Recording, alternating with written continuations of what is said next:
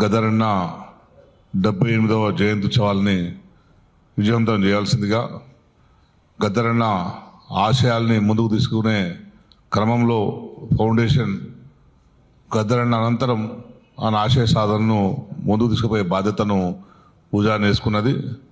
అందుకే అందరూ కూడా పాల్గొని విజయవంతం చేయాల్సిందిగా నేను కోరుకుంటూ, గద్దరన్న ఇప్పుడు ఉన్న ఈ ఉద్యమాలు కానీ గతంలో దేశంలో వచ్చిన అన్ని అణగారిన వర్గాల ఉద్యమాల వెనకాల గద్దరన్న ఉన్నాడు. దాదాపు ఇక్కడ ఉన్న వాళ్ళందరం కూడా చిన్నప్పటి నుంచి ఎవరికి ఏ ఉద్యమం పట్ల ప్రేరణ ఉన్నా కూడా ఆ ప్రేరణ వెనకాల గద్దరన్న ఆట మాట పాట ఇవన్నీ ఉంటాయి. అటువంటి వ్యక్తి ఇంకా ఆ భావజాలాన్ని ఇంకా మనం ముందు తీసుకుపోవాల్సిన అవసరం ఉన్నది అని చెప్పి నేను కూడా తెలియజేస్తూ, ఈ జయంతి ఉత్సవాల సందర్భంగా గద్దరన్న అంటే భారతదేశంలో ఉన్న ఒక అణగారిన వర్గాల గొంతు, అణగారిన వర్గాలకు ప్రతినిధి.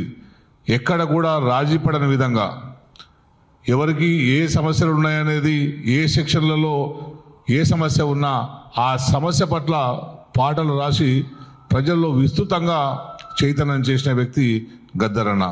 ఒక సెక్షన్ అంటే కాదు, ఏ సెక్షన్ కూడా విడకుండా అప్పుడప్పుడు పుస్తకాలు చూస్తుంటే కదా, తన పాటలు చూస్తుంటే కనుక రిఫర్ చేస్తుంటే అనిపిస్తుంటుంది, గద్దరన్న దాదాపు 50 సంవత్సరాల క్రితమే ఈ అంశం ఇట్లా జరుగుతుంది అని చెప్పి ముందే ఊహించి దానికి అనుగుణంగా ఎటువంటి వ్యూహం చేయాలని చెప్పి తన పాటల్లో ఒక డైరెక్షన్ ఇస్తాడు అందరికీ, ప్రజలకు. అటువంటి ముందు చూపున్న వ్యక్తి గద్దరన్న. దాన్ని ముందు తీసుకుపోవాల్సిన అవసరం ఉన్నది. ఇప్పటి వరకు ఎవరైతే ఇప్పుడున్న ప్రస్తుత పరిస్థితులు మనం చూస్తున్నాం, దేశంలో ఎటువంటి ప్రజాస్వామ్యాన్ని కూని చేసే పరిస్థితి, రాజ్యాంగాన్ని ఖాతరు చేయలేని పరిస్థితి, అటు కేంద్ర ప్రభుత్వం కావచ్చు, ఇటు రాష్ట్ర ప్రభుత్వం కావచ్చు. రాహుల్ గాంధీ అయితే రాజ్యాంగాన్ని చేతబట్టి తిరిగిండు. రాహుల్ గాంధీ చేతికి రాజ్యాంగాన్ని ఇచ్చింది బహుశా గద్దరన్నని అనుకుంటున్నాను, నాకున్నంత సమాచారం వరకు. రాహుల్ గాంధీకి రాజ్యాంగాన్ని చేతికిచ్చి ఈ రాజ్యాంగాన్ని అమలు చేయాలని చెప్పి బీజేపీ ప్రభుత్వం మీద ఒత్తిడి చేసే విధంగా చొరవ తీసుకున్న వ్యక్తి గద్దరన్న. అంటే చాలామంది ఏమంటారంటే గద్దరన్న రాజ్యాంగానికి వ్యతిరేకంగా చేసిండు కదా, రాజ్యాంగం ఎట్లా పట్టుకుంటాడనే ఓ చర్చ కొంత తీసినా కూడా గద్దరన్న రాజ్యాంగాన్ని అమలు పరచమని కొట్టాడిండు, రాజ్యాంగంలో ఉన్న హక్కుల్ని అమలు పరచమని కొట్టాడిండు. సరే, వాళ్ళ ఉద్యమకారుల ఏ పందా తీసుకున్నంత వేరు విషయం అయితే కనుక రాజ్యాంగ అమలులో వివక్ష ఉన్నది కనుక, రాజ్యాంగం అమలులో లోపాలు ఉన్నాయి కనుక వాటిని అమలు చేయాలని చెప్పి కోరుకున్న వ్యక్తి గద్దరన్న. అటువంటి గద్దరన్న ఆశయ సాధన కోసం మనందరం కూడా ముందుకు రావాలి. ఇంకా జయంతి ఉత్సవాల్లో ఎక్కువ మంది పాల్గొని దీన్ని ఇంకా ఎక్స్పాండ్ చేయాల్సిన అవసరం ఉన్నది.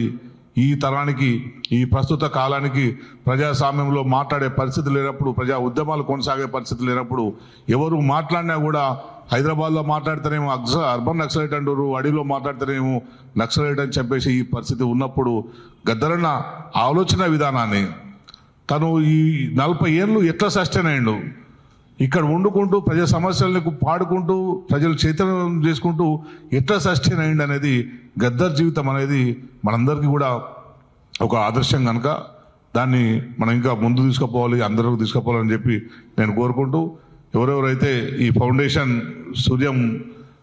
సూర్యం కానీ సరిత కానీ ఫౌండేషన్ ఏర్పడ్డ నుంచి వాళ్ళే కష్టపడి ముందు చేస్తున్నారు. గద్దరన్న పేరు చెప్పుకొని, సరే మా సందర్భం అవునో కాదో ఏమనుకోవద్దు కానీ, గద్దరన్న పేరు చెప్పుకొని కాంగ్రెస్ పార్టీ అధికారంలోకి వచ్చింది. గద్దరన్న కనుక లేకపోయి ఉంటే, గద్దరన్న ఫోటో కనుక కాంగ్రెస్ పార్టీ వాడుకోకపోయి ఉంటే కాంగ్రెస్ పార్టీ అధికారంలోకి వచ్చి ఉండేది కాదు.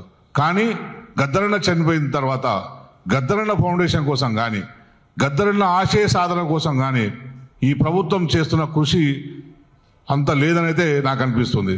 ఏదో ఫౌండేషన్ కోసం బిల్డింగ్ చూస్తామన్నారు, అక్కడ చూసండి ఇక్కడ చూసండి అన్నారు, చివరికి హుస్సేన్ సాగర్ అంటే ఎఫ్టీలు అన్నారు. అది కాకపోతే ఏదో స్థలం మనం చూపెట్టాలి.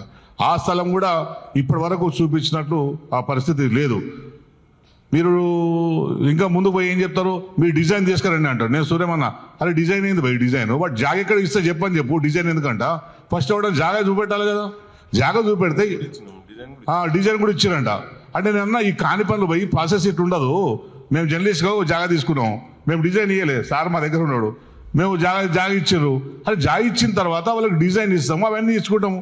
కానీ ఇవన్నీ ఇవ్వకుండా ఇవ్వడానికి ఇష్టం లేని వ్యవహారంగా ఈ ప్రభుత్వం కనిపిస్తుంది.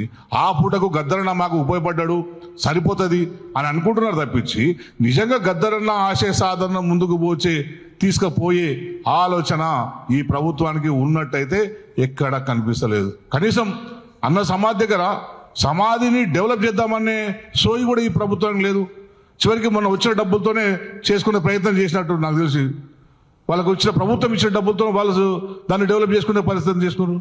ఇంత వివక్ష ఎలక్షన్లో వాడుకొని గద్దరన్న పేరు వాడుకొని గద్దరన్నను తీసుకుపోయి మీ పబ్బం గడుపుకొని ఇప్పుడు గద్దరన్నను విస్మరిస్తే మిమ్మల్ని చరిత్ర క్షమించదు. ఇప్పటికైనా ఈ మీటింగ్లోనైనా ఈ మీటింగ్కి వచ్చే మీ కాంగ్రెస్ మంత్రులు కానీ ముఖ్యమంత్రులు కానీ ఎవరు వస్తారో మీరు క్లియర్ కట్ ఎజెండాతో రండి. మీరు ఆ రోజు ఫౌండేషన్కు ఎక్కడ జాగా ఇస్తారో జాగా నిర్దేశించుకొని రండి.